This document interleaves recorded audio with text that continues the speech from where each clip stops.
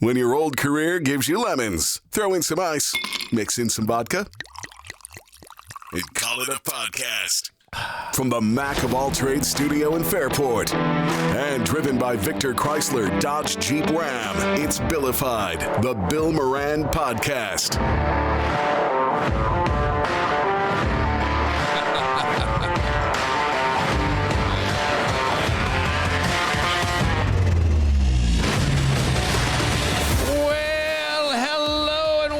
Thanks for getting your pot on. Thanks for telling a friend. That's how we spread the word about the pirate ship. Look who's here. All handsome and ready to go. This microphone smells like deviled eggs.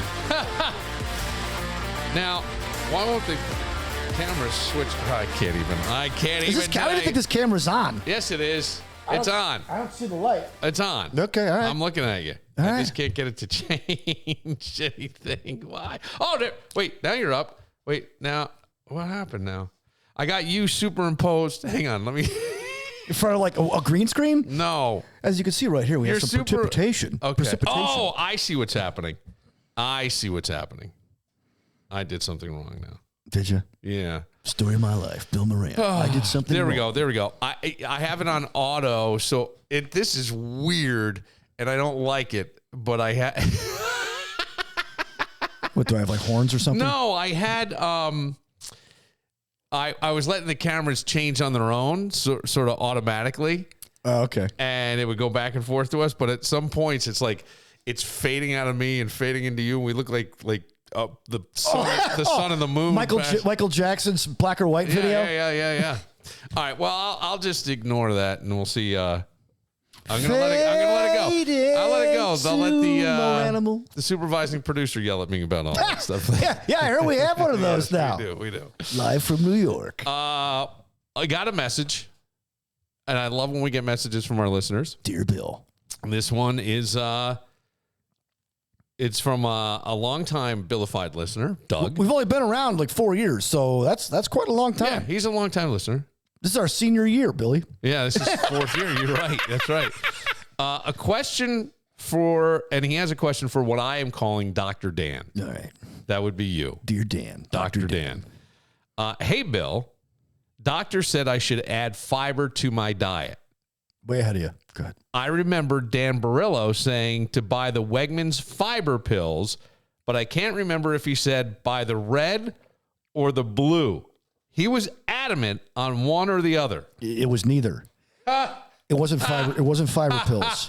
It was the TopCare green, and white over the orange. Yes. Yeah. It was the bottle, and it was the fiber powder, not the pills. Fiber powder. He was close, but it was the green one. It scores like 100 or almost 100 on the Yucca test.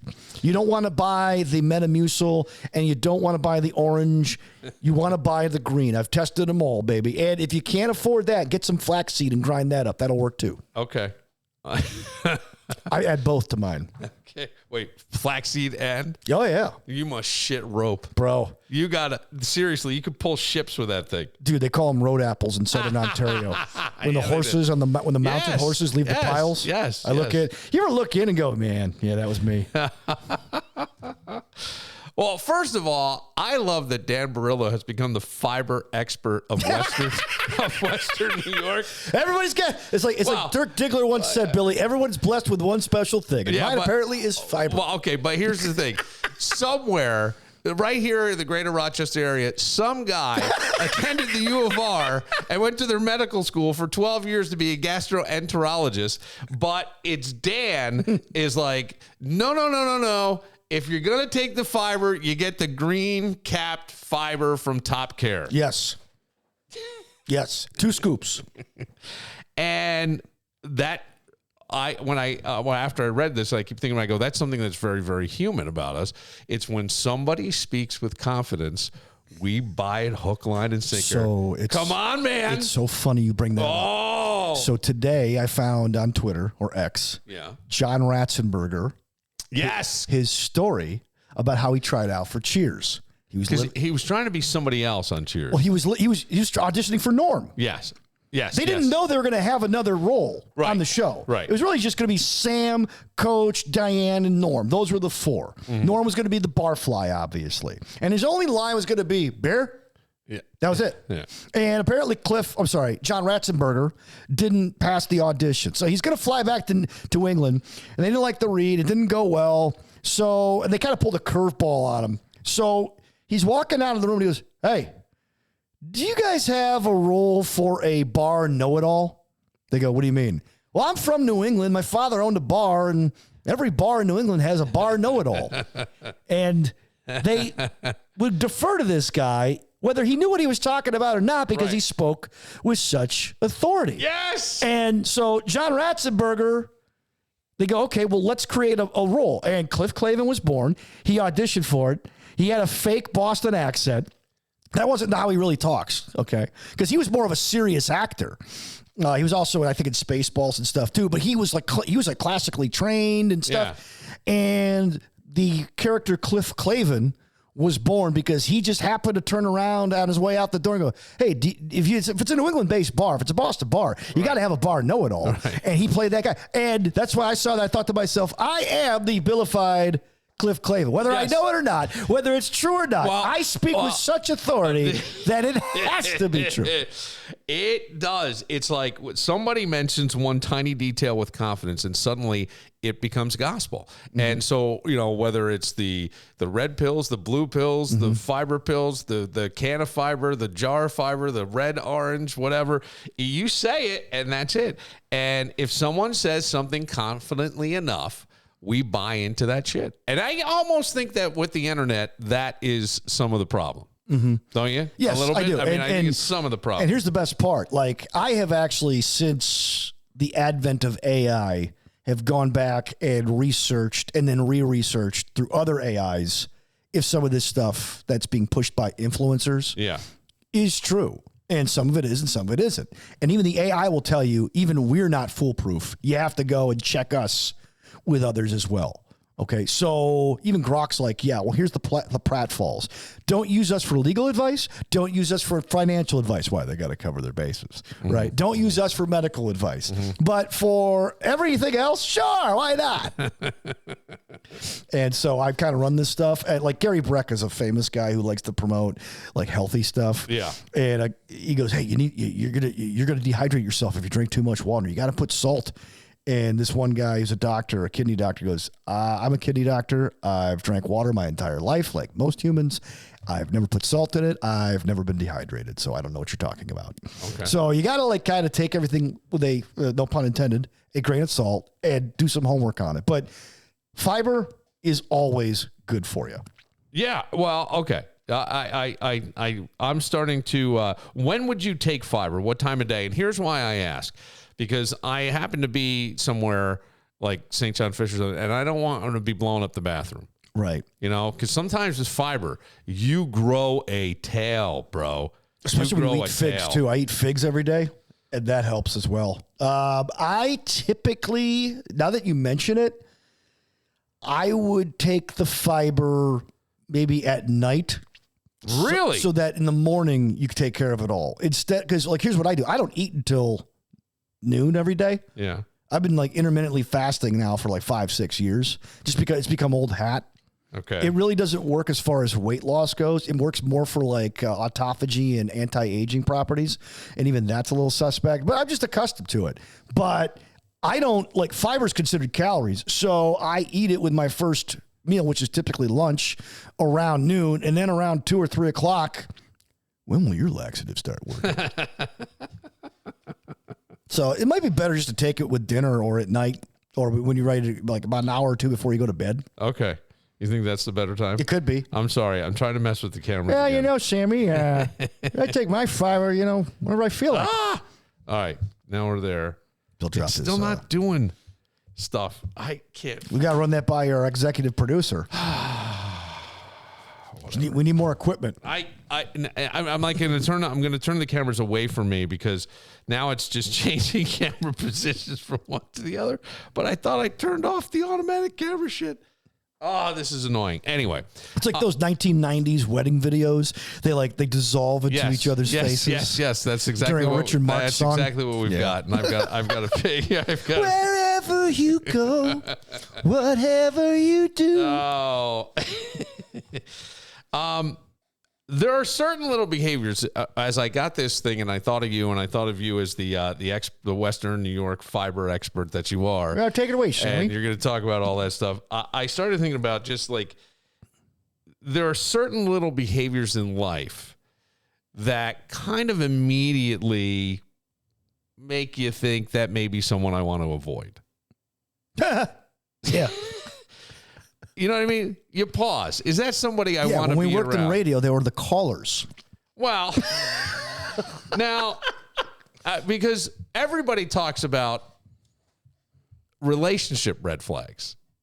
We hear that all the time, right? Yes, yeah. tells. Well, I started thinking and noticing things that I go, these are human red flags. They're red flags of people that that's a watch in your face. Because, so what are, in your opinion, Dan, what would be the red flags that make you cautious around someone in everyday life? Because I've got a list.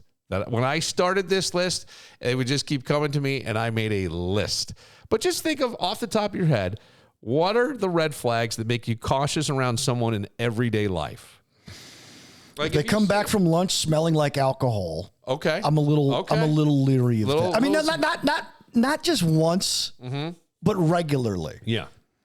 If they're a coworker, or if they smell like weed in the middle of the day, if you want to do that stuff, fine. But if you got to do it every day around lunch and then have the guts to come back to work, okay.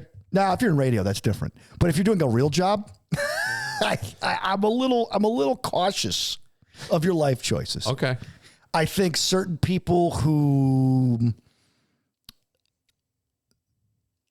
that's just one. I'll give you one that I see. People who have to constantly talk about themselves. Yeah. Yeah, sure. Okay. I have a couple. Cool. Okay. The car dashboard museum. When I see someone in a parking lot that their dashboard is just all kinds of tchotchkes there, that is a person that I don't even want to be on the road with. What about the Jeep people with the ducks? Okay. Is that an exception? Not because that's kind of a thing. I go, the duck is cute, one or two. You have so many fucking ducks. Dude, I've seen people with an entire dashboard like looking like Rich Stadium. Yeah. Of ducks. If your dashboard looks like the clearance aisle of Hobby Lobby, no. All your fucking ducks, I don't care. Oh, trust me, it's not Hobby Lobby. It's more like Ollie's. Okay? I'm worried. I don't think they can afford. I'm worried if that's you. Yeah. Because when the sun hits your windshield and all of a sudden your dashboard is sparkling like a Finger Lakes slot machine, you know what I mean? At the Racino, or in trouble. You know what I'm saying? Yeah. Like those are people, honest to God. Or you ever see somebody, they've got the dream catcher, the rosary beads, the crystals, the air freshener, the air freshener, a little Buddha. The car's got 6 religions and no fucking seatbelts. No. That's like, I go, okay, that's somebody I don't want to be around. That's someone I don't want to be on the road with. That to me is a human red flag. Or if the tires and the rims cost more than the car. Yes. Human red flag. Yes. Human red flag. A human red flag. So what would be the male equivalent? Because I am blaming mostly women for the dashboard museum. Okay. And it's usually older women that probably have a bunch of cats at home. They got to go out and get the cat food. What would be the male equivalent of that? Like bumper nuts? Remember bumper nuts? Oh, gosh, yeah. Bumper nuts is a big one. Or the Calvin peeing on somebody's... Calvin peeing on anything. Ford, Chevy, Calvin peeing on Calvin. I got to be honest. Like, maybe it makes me less of a dude. I don't fucking know. But I would never want Calvin pissing on anything.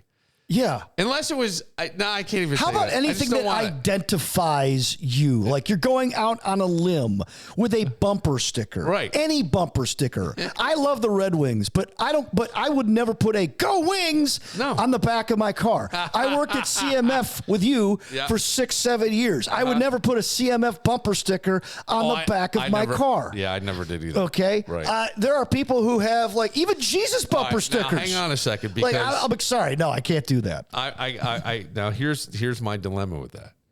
There's a big push to get some Billified merchandise. Okay, so there's been a lot of talk lately of hats and things like that. So once are they gonna get the shirt that says "Cancel Survivor"? That's ours.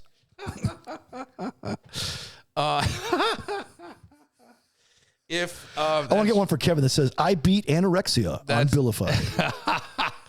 But so there's hats being looked at and others, and there's people, and we got to get you on this email thing. It's only been one person. Okay, Sammy, I'll be honest. Yeah, well, I'd like your opinion. I appreciate the fact that you like my opinion, since I'm like a Mason of this show. Yes, I like your opinion.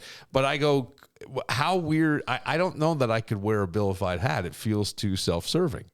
I didn't even like wearing CMF stuff when I worked at CMF. Yeah, I didn't. Here's how I was, right? Yeah. If I didn't get the shirt or the hat, I'd feel like left out, like I wasn't important enough to get the shirt or the hat. Like you and Tommy would get it, Kano would get it. Kano get like 7, one for every day of the week. Robinson had his own custom-made CMF shirts. Well, he did it himself. Yeah, on his own, right? Yeah. But like, I'm like, what? I don't get one, and then I get one. I'm like, all right, who wants it? I didn't wear it. I don't want to wear this. I gave away all my radio stuff. Yeah. All of it. I gave it away. You did? Oh, yeah. I have a drawer full somewhere. And I know people who would actually pay for that stuff. No, but I should probably frame it and put it in here, honestly, or wherever we end up. Or you could get a tattoo like Brother Weeze. See, I worked here. And here. No, and here. I don't want any tattoos. No. Another one. I guess I have to go back. Human red flags. Another one. Human red flag. The selfie industrial complex. Oh, dude. Huh? Dudes with selfies are a big red flag. Okay. Oh, I'm glad you brought this up because there's another subject I want to talk about. But go ahead. If every post is your face, you are your own religion. Well, this is what I was going to say. You are self-centered. You're not social media. You are a digital shrine to yourself. 100%. There was a woman that I dated. I think she still lives in Rochester. And she invited me over to dinner. I didn't know she had a kid, which is fine. Yeah. I walk in, her little boy, her son, I shouldn't say a little boy. He was like a teenager, answers the phone or answers the door. Yeah. And I'm like, oh, hi, I'm here for so-and-so. Oh, yeah, she's over here. And I walk in the house, and every picture in the house was not of her son, not of her mother, her. Every picture in the house, on the mantle, on the wall. It was like if her house could be a Facebook page, or an Instagram page, it was of her face everywhere. I'm like, yeah, run. This chick is not worth the aggravation. No, because if you post 5 selfies a day, and I how about like just one? No, but that's not confidence. That's holding your self-esteem hostage. Yes, that's ridiculous. It's absolutely the craziest thing. I'm able to change the cameras again. I got control back. All right, nothing like control. I need control, Dan, in my life. I need more control in my life. Ever look at your wall and think, that hole definitely wasn't there yesterday? Or maybe your faucet's got a drip that's slowly driving you into madness.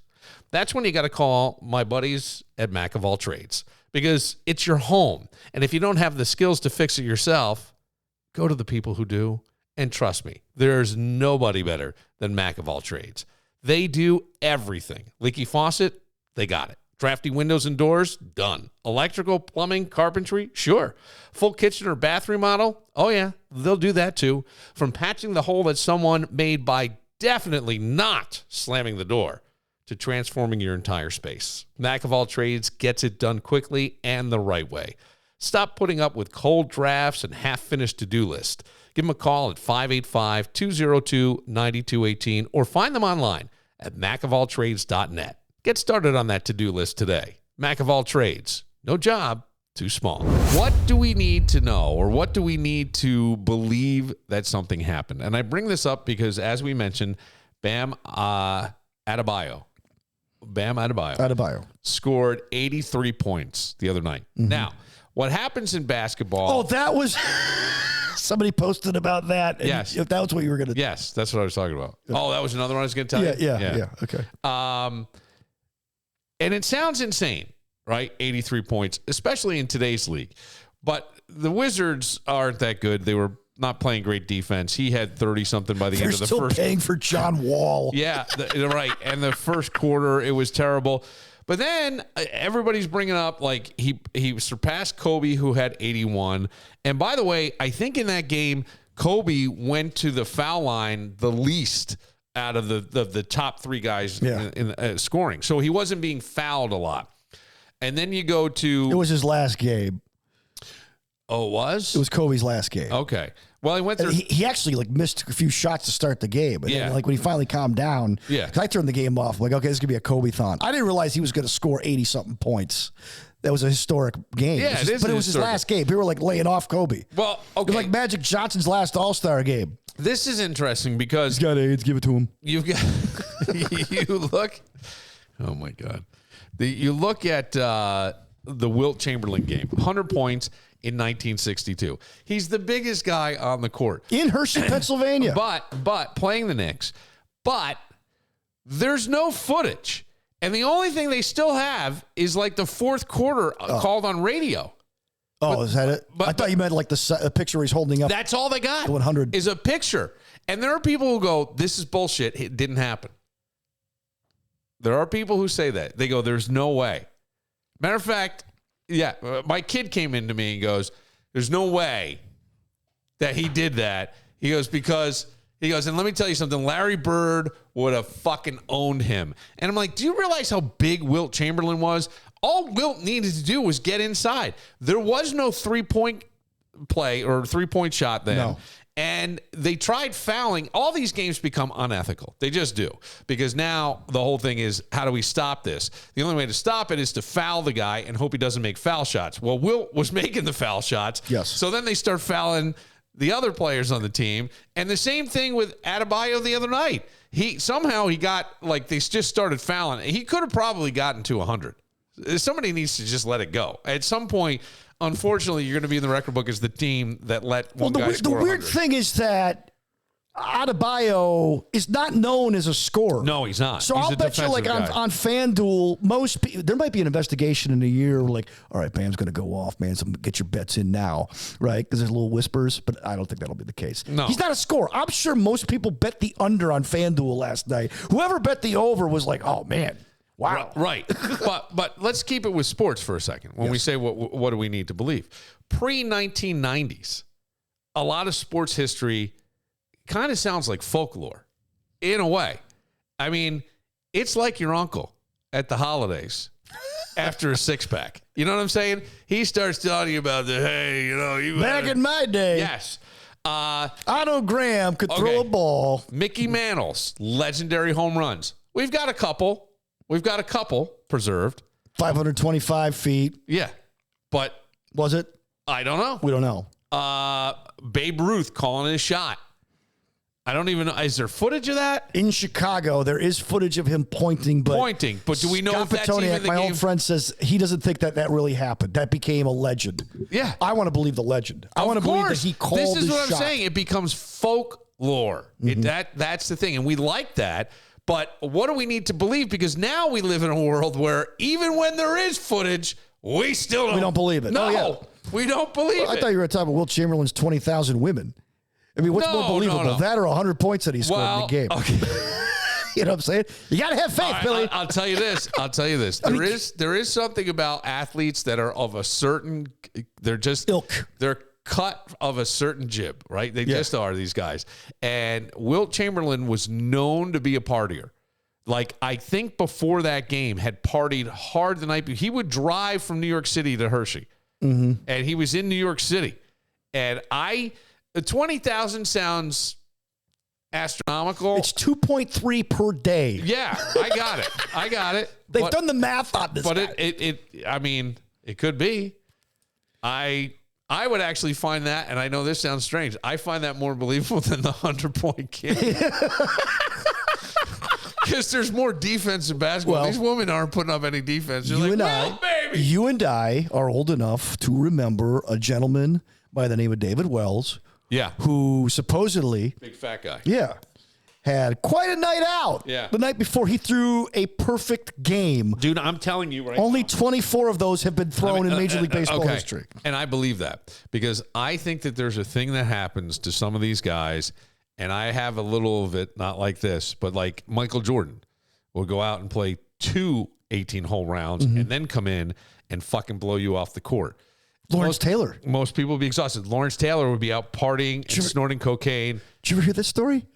I don't know. He had like 4 sacks in a game or something after he went out all night in New York. Yeah. He shows up at 6 a.m. at Phil Simms' house on a Sunday of a game. Chris Simms, at 6 years old, answers the door. Mr. Taylor? Yeah, is your father home? He goes, yeah.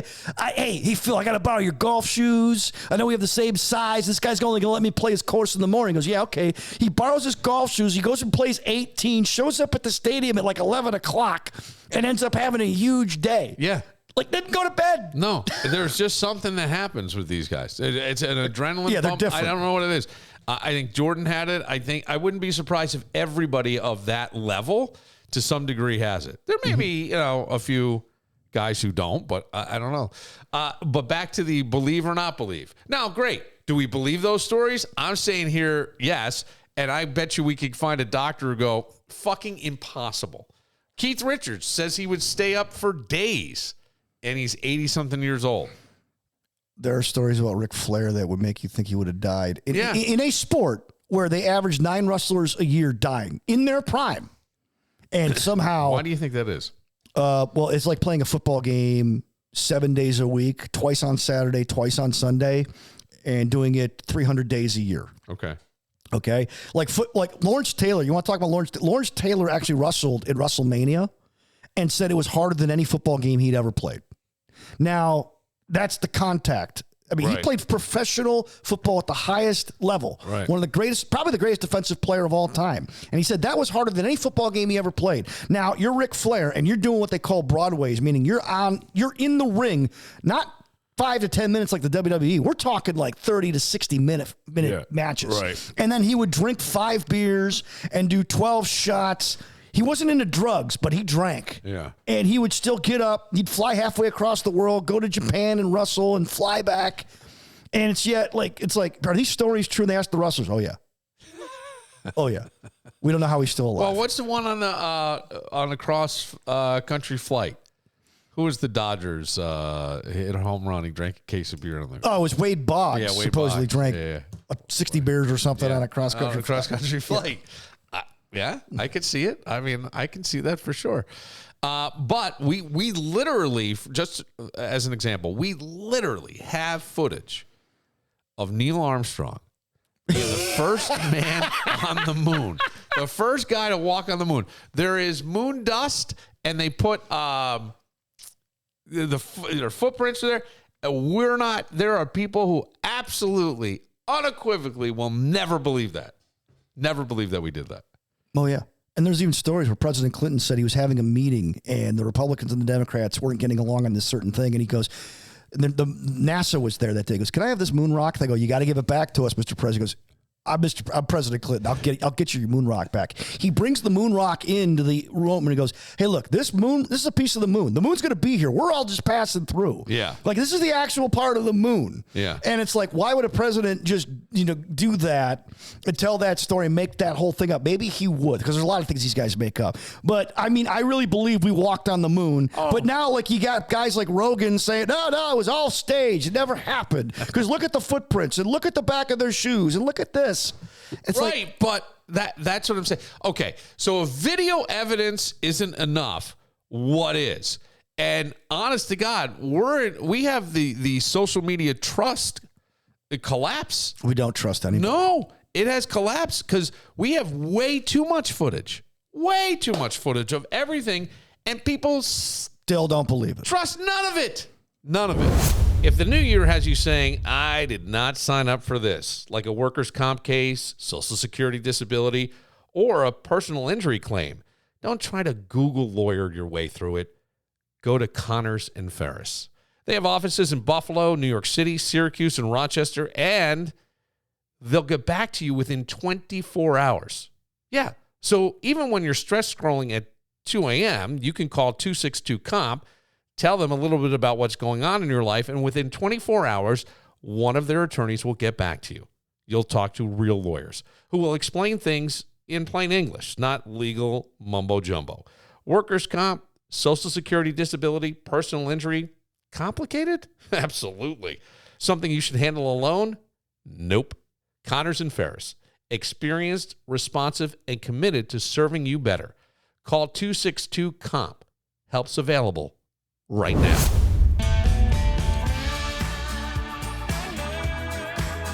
Getting excited because we haven't done this in a while, but I thought of another red flag person. Okay. Now, once in a while, I find this okay. I've been guilty of it. Okay?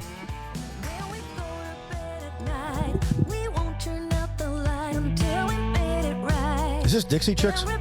Listen to me. No. I'm like old.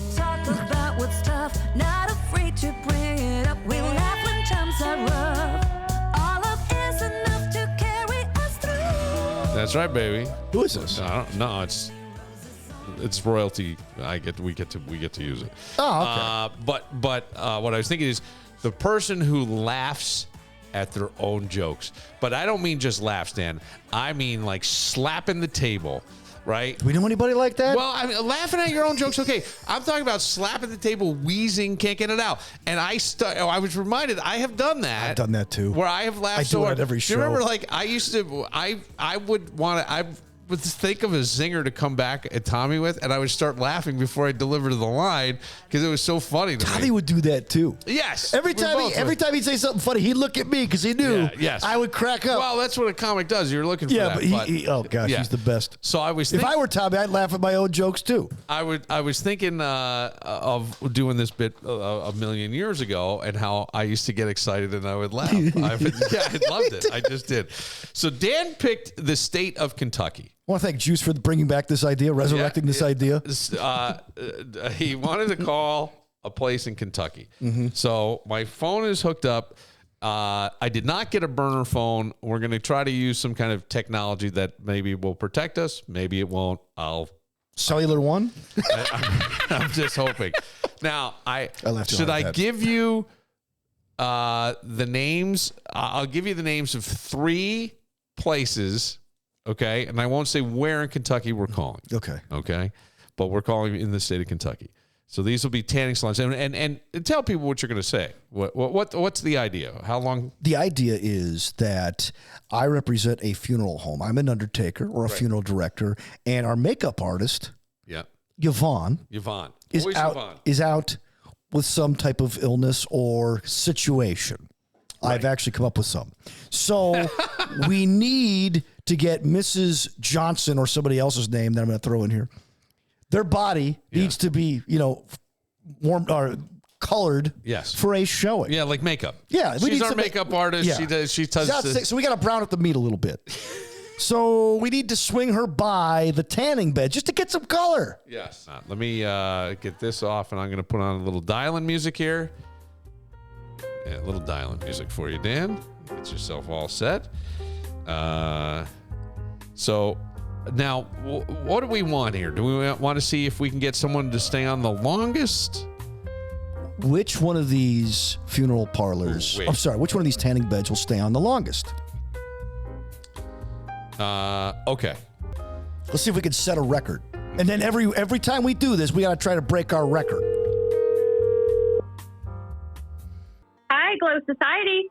Hi, Glow Society. My name is Kevin from the Connors and Ferris Funeral Home. How are you today? I am doing well. How are you? Good. And whom am I speaking with? This is Glow Society. This is Donna. Oh, Donna. Hi. Are you the manager at Glow Society? I am. How can I help you? Yes. So we're from the Connors and Ferris Funeral Home, 262-COMP, and we have a little situation going on. Our makeup artist, Yvonne, we had to send her home. I don't know if you're familiar with Lou Holtz, the old Notre Dame coach who passed away recently. Well, we have him. And Yvonne, our makeup artist, we had to send her home because she was playing patty cake with Mr. Holtz. She was a big fan. And so, but we have a showing for Mr. Holtz like tomorrow. And we don't have a makeup artist. So we need to bring Mr. Holtz, Notre Dame head coach, motivational speaker. We need to bring his body down and get some color. And we were hoping you could help us with that, Donna. And he is in Bowling Green. Yes. Football. That's so interesting. Football town. Huh. Bowling Green, Kentucky. Yes. That's where he's from. That's where he got that accent. Yeah. Huh. Well, yeah, I'm not a makeup artist. No, we're not asking you to do makeup. We just want to brown up the meat a little. No, sir. No. Who is this? No, this is Kevin from the Connors and Ferris Funeral Home. Kevin, I am so sorry. I am not going to be able to help you. What if we threw you a few extra bucks? The Holtz family's got a lot of money.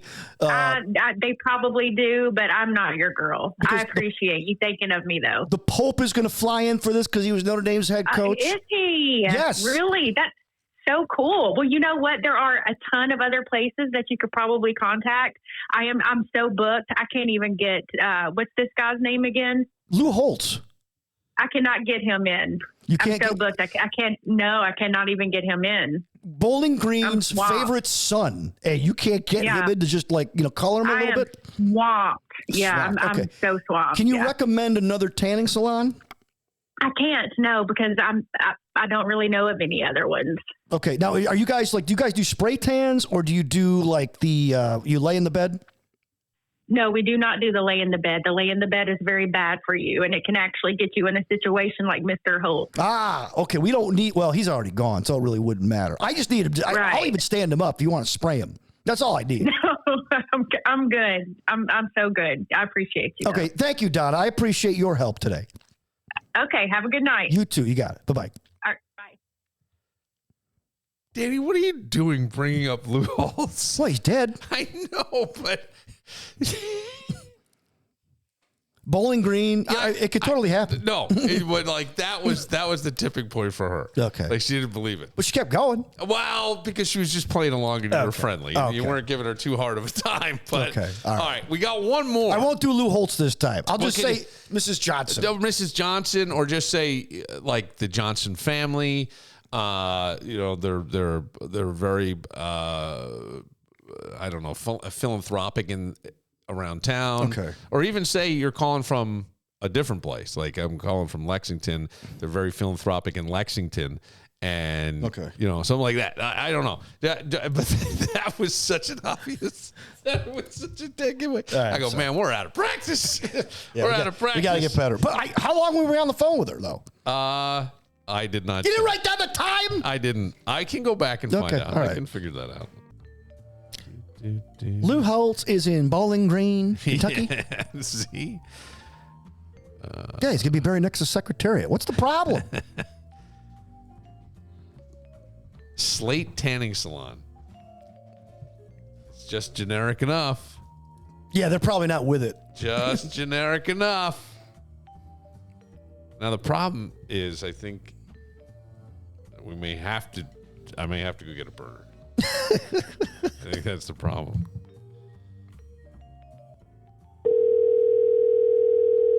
Please, Tulsa, how may I help you? Hi, yes. Who am I speaking with, please? This is Addie. Hi, Addie. My name is Kevin, and I'm calling from the Connors and Ferris Funeral Home here in town. How are you today? I'm good. How are you? Good, good. We have a little situation here. As you know, we do funerals here, and we have a very wealthy philanthropic family in town, the Johnsons, who have to have a showing tomorrow. And our makeup artist, Yvonne, is out sick with the herpes. And we were hoping that we could get some color for the body of Mrs. Johnson before the showing tomorrow, or this family's going to lose their crap. So unfortunately, we don't have any makeup artists here. Well, you guys do spray tanning? Yes. Okay, all I need is some color. So I can bring Mrs. Johnson by after hours, or even now if you like. All we got to do, we got the hearse. We'll just swing her in on a gurney, and then we just prop her up in the spray tanning bed, and you guys could just spray her up and down real quick. Because, this showing's tomorrow, and we're good. And Yvonne's not coming back. She may be transitioning, so we don't know who's coming back. We just know that we got to get this body some color. Okay, can I give you a call back and I'll talk to one of my managers to see if we can do that? Yeah, absolutely. And then what was your name? My name is Laura. Okay. And is this a good number to call you back on? Yes. Yes. Okay, I'll give you a call back. Thank you. Thank you. Okay, bye-bye. Now, that wasn't funny, but she bought it. Okay. So we're going to have to come in here. It just blast them out for like 3 hours until we get like 3 good ones. Well, yeah, I mean, that's what you got to do, but she shouldn't be able to call back. Mm-hmm. Because that'll suck. If she does call back, be like, hey, listen, they changed plans. No, I'm not going to do that. I'm going to say, what are you talking about? I'm in Rochester. Where are you from? All right. See, I thought she didn't. I mean, she played along, but she wasn't playing. Like she thought we were serious. Yeah. Well, she was smart enough to say we don't have any makeup artists here. I'm like, yeah, I know, but you guys do spray tans, right? Well, Could I have handled that better? I think the way we used to say it was our makeup artist is off. We're kind of stuck. Can we bring the body over and you give it a little spray tan? Okay. So that way we're not saying like we're looking for a makeup artist. Although it's not terrible because that's like twice we've heard that, right? Yes. But if you say we're really in a jam, we've got a showing at 10 a.m. tomorrow for the family only, big philanthropic family. Can we get the body over? Stop. This is Amanda. Hi, Amanda. My name is Laura, and I'm calling from the funeral home down the road. How you doing tonight? Good. You're calling from where? The funeral home, and we got a little problem, and I was wondering if you guys could help us out here. Do you guys do spray tans? I don't. You don't? Okay, but that's even better. You do regular tans? Yes. Okay, great. We have a little situation here. Our makeup artist, Yvonne, died 2 days ago, and so since she was our makeup artist, we don't have anybody do makeup for her. So we were wondering if we could bring her by and just throw in a tanning bed real quick, get maybe 20 minutes, get some redness for her. So because we have a showing tomorrow morning, private funeral, and we were wondering if we can bring her by. You guys come highly recommended, and we can bring her by and get brown up the meat a little bit. That is hilarious, but no thanks. It's hilarious. No, I'm serious. She died. We have no way of coloring her up. Her family's going to be out of their mind. She's worked for us for 25 years. No, you can. No, thank you. Are you sure? Because we'll pay extra. Okay. All right. Well, okay. All right. We got 3. Right? Yeah, we got 3. All right. We'll work on it. Where'd I go wrong with that one? Was she just not dumb enough to do it? Yes. So we have to. Man, people were dumber so many years ago. Well, first we were calling from a block number. Then I went through a different number that I have that I'm fine with, because even if they call back, it would be funny to play those messages back. You know what I mean? Yeah. So we'll work on that. Yeah, okay. All right. So we got some bugs. Okay. We're gonna work out the bugs, Dan. I thought Just the bugs. The pop. We're gonna be good. What are you apologizing for? Yeah, I thought. That's all right. For Dan Barillo, bringing back the old bits, baby. Red flag. Anybody who does old bits. I'm Bill Moran. We'll see you next time. The land of opportunity for me is just a curse. Tell that judge he make us feel. I'm tired of have to wait.